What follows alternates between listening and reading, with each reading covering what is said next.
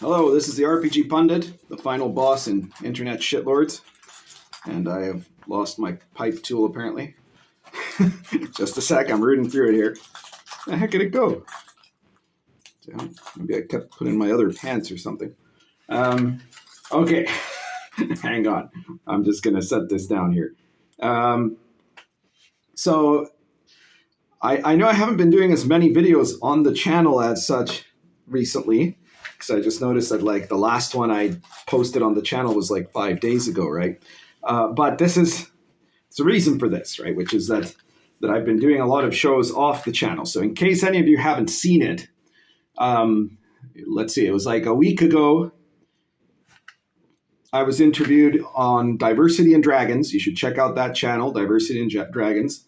In the community notes, I've mentioned this and the next one, which I did this last week, a couple of days ago, Black Lodge, the Black Lodge YouTube channel, who do some very opinionated commentary on RPGs and role playing.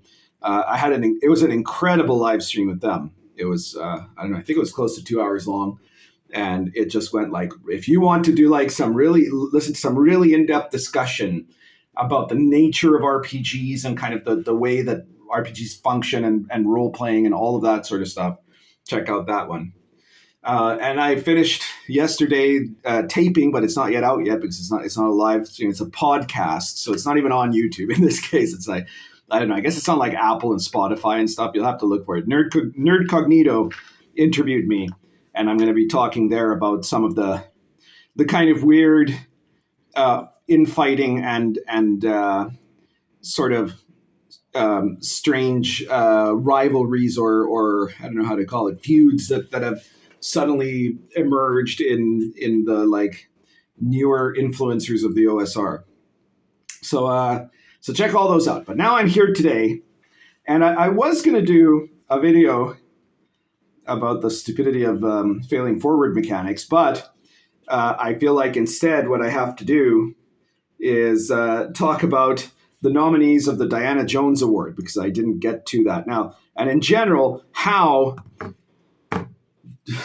tremendously stupid all of the RPGs award are.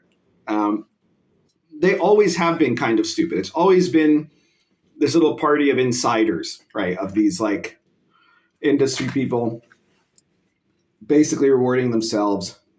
The Ennies were a popularity contest that were at different times and still are in different ways easy to rig, and that also had multiple corruption scandals over the years, right? So like this has always been super dumb, like so I invented the RPG Site Award of Excellence, right, which is like a badge that anyone can put on their product. They can claim they have won the RPG Site Award of Excellence. Because really the only benefit of any of these kind of awards things is if you put like on your banner ad or on your cover of your book, it won the Diana Jones Award. Nobody gives a fuck. Nobody cares what the Diana Jones Award actually is, right? And it is essentially determined by a panel. And it was always really stupid. Let's put it that way. It was always very, very stupid.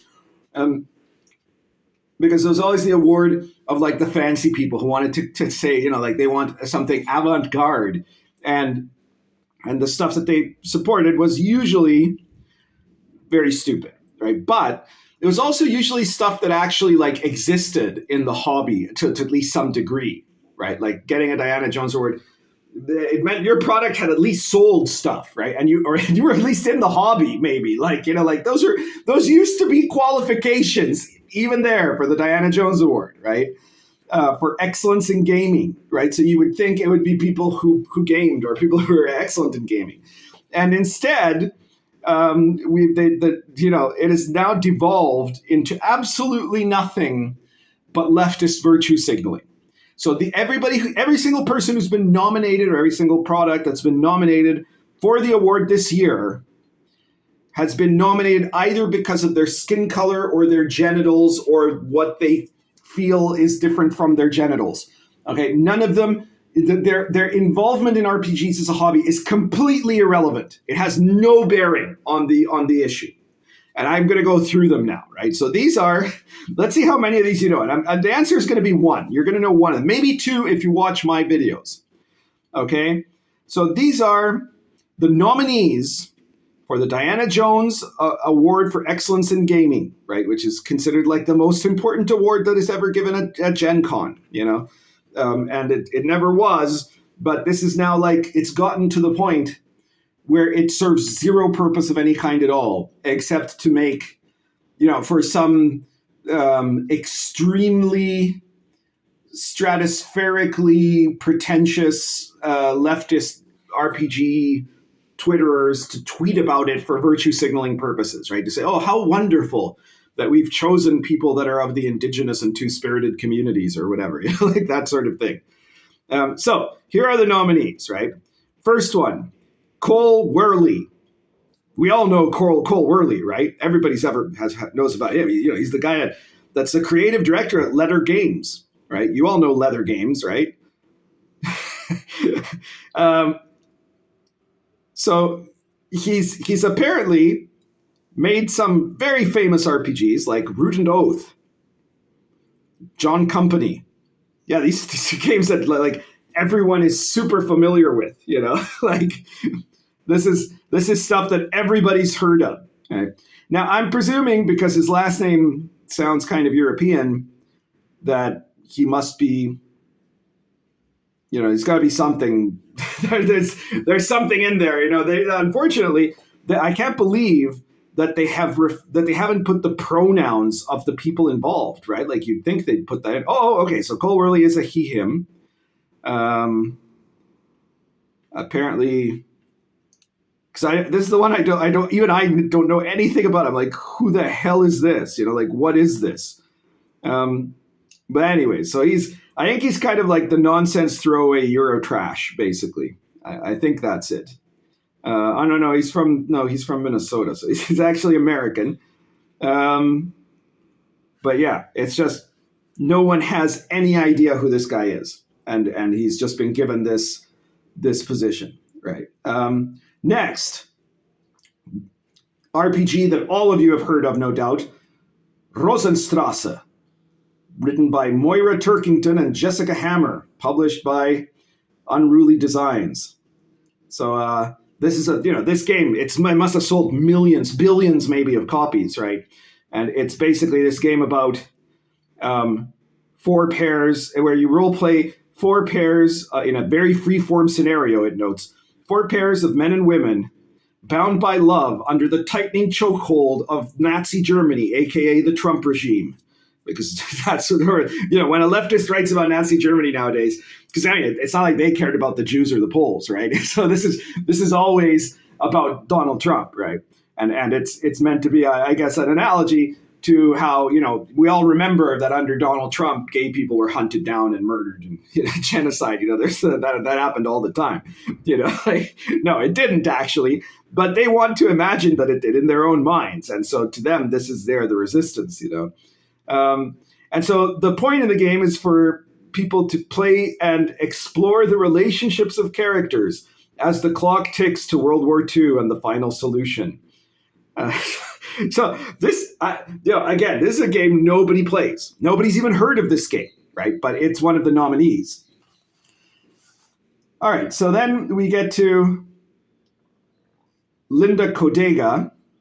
And this one's really funny. I should probably have left her for last, actually. Actually, I am going to leave her for last. If you're not familiar with that name, you're going to find this hilarious. So actually, I'm going to go to the most famous one, the one you're most likely to know. Journeys Through the Radiant Citadel, a Dungeons & Dragons book by Wizards of the Coast. Now, I'm guessing most of you know about the Radiant Citadel.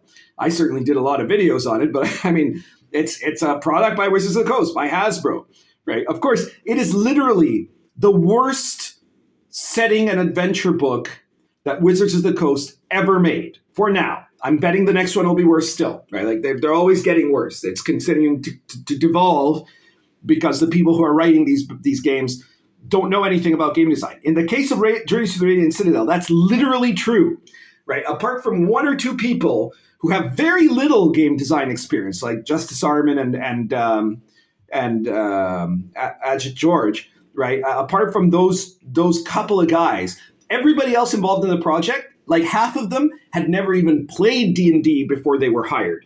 They were all just people on Ed George's buddy list. It was all just nepotism, right? And they were all just diversity hires.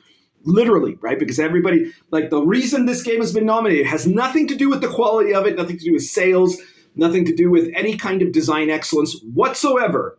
The whole point of it is that it is a collection of 13 short standalone adventures that were created by a diverse team of nearly 50 creators of color.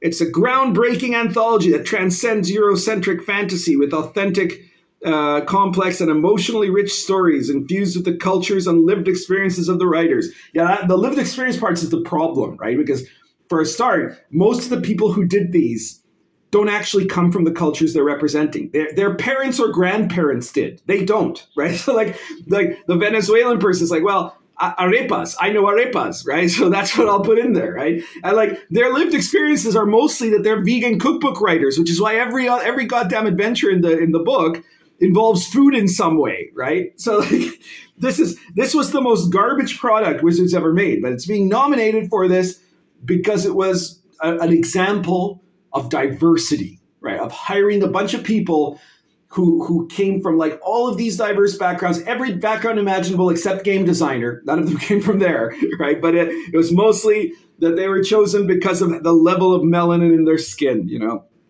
And that's what they're celebrating. And in case Diana Jones didn't make that clear enough to you, here's the next nominee, Coyote and Crow, a role-playing game by Connor Alexander. Now, most of you probably have never heard of this game.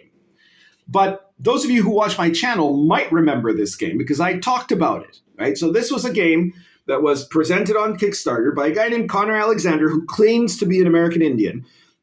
There apparently has since then been some dispute about that, but I'm not going to say he's not necessarily. The question of Indian status is very tricky.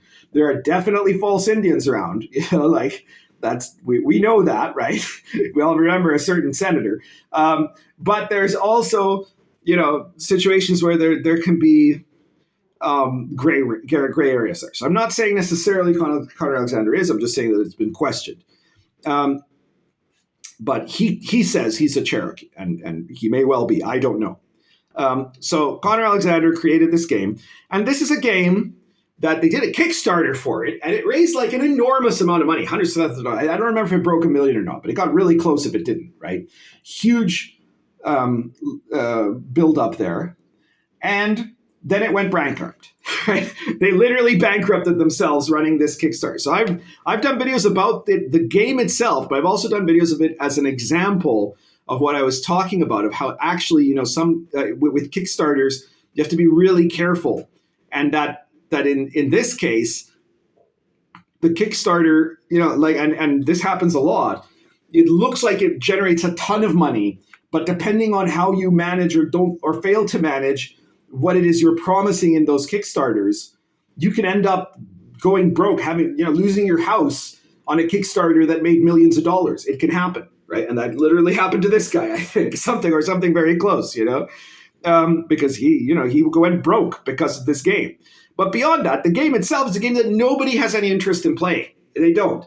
The people that bought it to virtue signal because it was a game about a Native American Wakanda, you know, how the world would be. Like the first part of the premise of the game, and probably the reason why Diana Jones is supporting it, is that it starts with the idea that an asteroid hits Europe and all the white people die, right? So in a world where all the white people are dead, you suddenly have this magical technological utopia of Native Americans that are just so amazing and perfect, right? They're so wonderful and evolved, you know? And that's the game, right? So this is not a game meant to play. Nobody's meant to play this game. Nobody's gonna actually sit down and run a campaign of Coyote and Crow. That's not the point of it at all. The main point is for you to be able to virtue signal about this game, to say that you've supported this game, to tweet about it.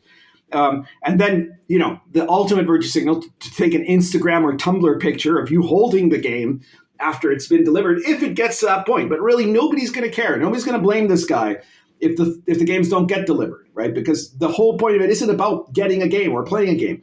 It's all about trying to show off how much you desperately wish that all Europeans had been killed by a meteorite, right? that Native Americans got to have a Wakanda-like utopia, you know? Like, that's the whole point for you, right? If you're one of the people that support these games. So, again, Coyote and Crow has been chosen as it's a failed project, but it has been chosen because it's about Native Americans and killing all the white people. That's basically the reason it exists. Last one, Linda Codega. So Linda Codega is not really a game designer. It says here that she is a queer non-binary journalist. That's why she's winning this, right? That's the reason for the award: queer, non-binary, and journalist, right? Because we've got to defend game journalists, right? They are the last bastion of truth and honesty in the world, right? And of course, the leftists of Diana Jones want to make sure that the world knows that, right? So you got to pick one of them and try to offer them an award for best game design, who's never designed a game, right? Critic focused on tabletop gaming, and as well as on speculative fiction writing and tabletop game designer. Which games she's designed have not been included. There's no mention whatsoever. So we're going to assume she did not.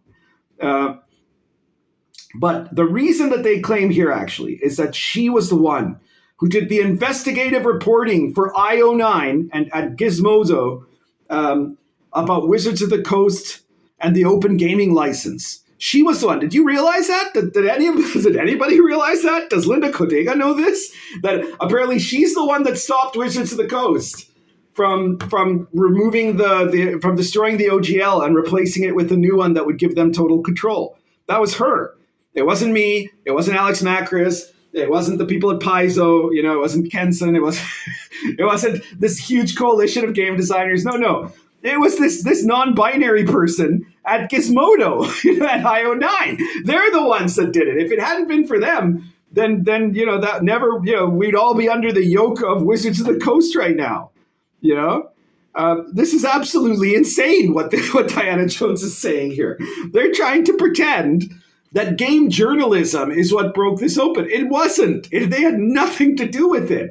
Right? Like her work for Gizmodo at this point is probably literally going on Twitter, looking at what people are already saying, then going on ChatGPT and telling ChatGPT to make an article about what those people are saying. That's all this person does. And then they get paid for it for as long as Gizmodo is not bankrupt, which is hopefully soon.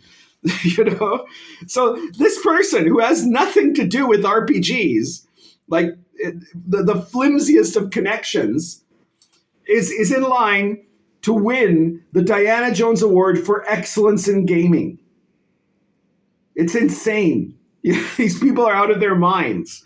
So, this is something I just want to make sure everyone always remembers. So anytime you see any of these awards, the Ennies, the Diana Jones Award, the Gamma Awards, any of those, for at least the last 15 years, probably I'd say 20 years, any of those awards, if they're given to someone, it means nothing.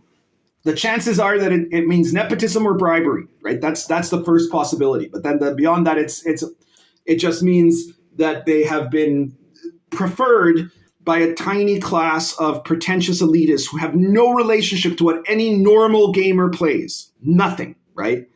And in the last 6 years or so, it means that those people and their products are literally hostile to the hobby, and they are products you should avoid at all costs, right? The only award that's worth anything, there's two. There's if you have a bestseller status of a drive-through RPG product, right? That's worth something. It's worth something because it means that a lot of people have wanted to buy your product, right? That's actually the greatest measure of the quality of a product, right? So if you've done that, then you've actually accomplished something. That's the topmost of all. Okay, so if for example, the Old School Companion 2 here is a Electrum bestseller, right? And it has 26 adventures of medieval authentic adventures based on actual history, myth, legend, sometimes folklore or stories or even songs that you can bring into any of your games. It's set up for Lion and Dragon, but you can use it in definitely in any kind of OSR context. So, that's an award. An Electrum bestseller status is an award. It's a much more real award than anything that Diana Jones can offer. And then Star Adventure here is a gold bestseller, so it's even done better than the old school band. It's been out longer too, but there we go. So that's something that is actually worthwhile. That's something that actually means something. Sword and Caravan, also gold bestseller. And the only other one that means anything is the RPG Site Award of Excellence in Gaming, I think, which means that you've bothered to go to the RPG site and get that award and plug it in somewhere. I don't even remember if we still have the thread sticking for that or not. That was quite a few years ago when I was complaining about the unbelievably ridiculously rigged system of the Ennies, but there we go.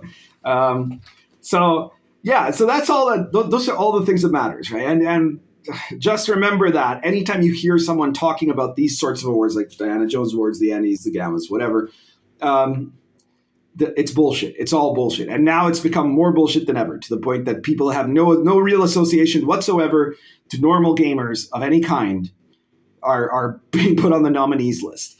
So I guess that's everything for today. If you like this video, please share it. Post it anywhere you think people will find it interesting or where people might be pissed off by it. And if you want to support me, well, you should subscribe if you like this video and check out the other videos. And if you want to support me in my important work, the best thing you can do is check out my products, right? Like Sword and Caravan, Star Adventure, or the Old School Companion. That's the Old School Companion 2, the adventure one. The Old School Companion 1 has a whole bunch of really cool medieval magic and sub rules, criticals, tables, and random events, and all kinds of stuff that you can use to amp up the medieval flavor of your fantasy campaign. Or any of my other products, the RPG Pundit Presents series. There's like 108 now, soon to be 109. I really hope. I got to remember to send an email to Spectre and see how they're doing on that. Small press products, they're all short PDFs. They cost between 99 cents and $4.99, and so it's like you're buying me a coffee, but you're getting something that you can use in your games, right? All my stuff is playable, and the only award that matters to me is people saying that they like my game, right? That they've played my game is even better. Actually, that is the World Cup of being compensated as a game designer. It's for someone to say that they played and enjoyed my game. Share the video and check out my stuff, and we'll all see you pretty soon here, I hope, where I will talk about other stupid things that people have been doing recently.